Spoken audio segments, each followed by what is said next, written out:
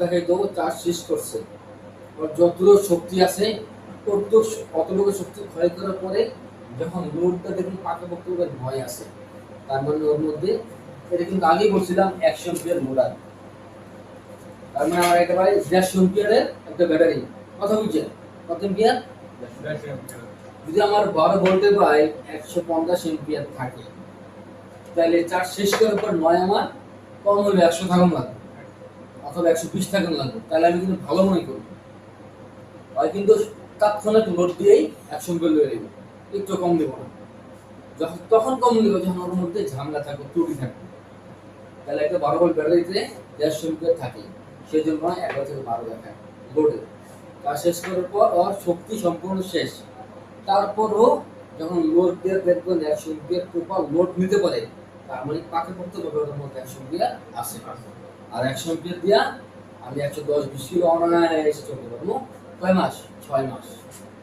কারণ লোড নেওয়ার অ্যাবিলিটি আছে। আর যার মধ্যে 100 এম্পিয়ার লোড নেওয়ার অ্যাবিলিটি নাই, ওই 3-4 স্পার্ক দেখাইবে, কারণ ওই এম্পিয়ার তৈরি করতে পারে না, ক্ষমতা দিতে পারে না। ওই আবার কি চলবে? এত ক্লিয়ার তো? গ্র্যাভিটি মানে কি ভাই? ইলেক্ট্রোলাইট। ইলেক্ট্রোলাইট এর কাজ কি? রাস্তা তৈরি করা, রাস্তা যাতে পথ দেখায় আমরা। তো এই গ্র্যাভিটি ওই সময় ব্যালেন্স থাকে না, ইমব্যালেন্স হয়ে যায়, ত্রুটি দেখা দেয়, কম থাকে বেশি থাকে, কারণটা কি? আচ্ছা, যখন মনে করেন আমরা অতিরিক্ত চার্জ করি, তখন ওর মধ্যে ভাই অ্যাসিড থাকে কিন্তু পানিগুলি সব বাতাসে বাষ্প হয়ে যায়। আমার তো রেশিও আছে ভাই, 60% আর 40% মিলে আমাদের একটা ইলেকট্রোলাইট তৈরি হয়। ওই জায়গায় কত দাঁড়ায়? 1250 বেস্ট। আমরা ইচ্ছে করে করি কি 1280 মারি, যত মন মতো তো ভালো না খারাপ না, 1280 পর্যন্ত ভালো, তার উপরে খারাপ, যত জন্য তত খারাপ। 1250 পর্যন্ত বেস্ট। এগুলো টিগুলো প্লেট দেখে আমরা একটু বাড়াই, আমরা এত বাড়াই এটা ঠিক না। ম্যাক্সিমাম ভাই 1250 তো, আর আপনি 1260 করতে পারবেন, 1280 করতে পারবেন না।